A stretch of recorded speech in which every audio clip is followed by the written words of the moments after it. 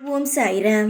என் அன்பு செல்லமே, நம் வாழ்வில் எதுவுமே நிலையானது இல்லை என்பதை உணர ஆரம்பித்து விட்டாலே நமக்குள் இருக்கும் ஆணவமானது போய்விட.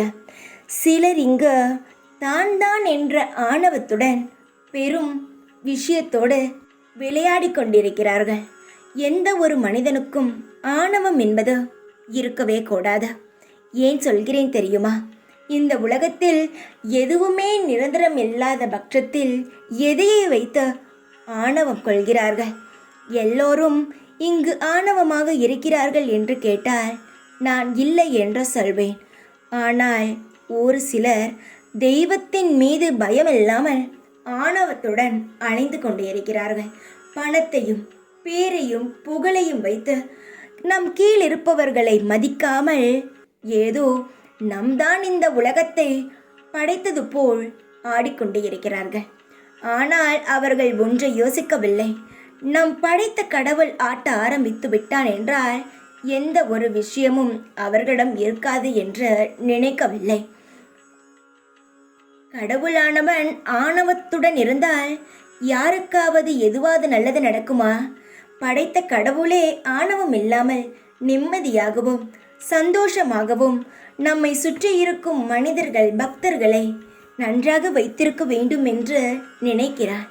ஆனால் சில மனிதர்களோ நான் தான் இந்த உலகத்தை உருவாக்கியது போல் பேசிக்கொண்டும் பிறர் மனதை காயப்படுத்தி கொண்டும் இருக்கிறார்கள். ஆனால் நான் உனக்கு ஒரு சத்தியம் செய்து தருகிறேன். எவ்வளவுதான் ஆணவத்துடன் உன்னை பார்த்து உன் மனதையும் புண்படுத்தினாலோ அவன் ஆணவத்தை நிச்சயமாகவே நான் அடக்குவேன். உன் கண் முன்னே திசை இல்லாமல் ஆக்குவேன். ஏனென்றால் உன்னால் இங்கு யார் மனமும் புண்பட்டது கிடையாது. நீ எப்பொழுதும் நேர்மையான ஒரு விஷயத்தை மட்டும்தான் செய்வாய். அப்படி இருக்கும் பொழுது உன்னுடைய மனதை யாராவது இங்கு புண்படுத்தினால் தக்க நேரத்தில் அவர்களுக்கு எந்த ஒரு பதிலடி கொடுத்தால் வலிக்குமோ அந்த விதத்தில் நான் பதிலடி கொடுத்து விடுவேன். பணமும் புகழும் கொஞ்சம் சேர்ந்து விட்டால் இங்கு எல்லோரும் சுயநலவாதிகள் தான். யாரிடம் சுயநலம் இல்லாமல் அமைதியாக வாழ்கிறார்களோ அங்குதான் தெய்வமும் இருக்கும் என்பதை யாரும் மறந்துவிடக்கூடாது.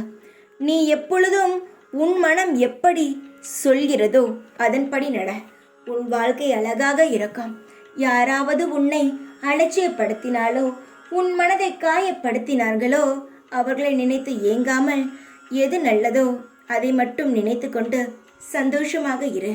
நான் இருக்கிறேன் என்பதை மறந்து விடாதே தங்கமே. உன்னை தூக்கிவிட நான் இருக்கிறேன். எப்பொழுதும் உன் கூடவே இருப்பேன் நான். ஓம் சாய்ராம்.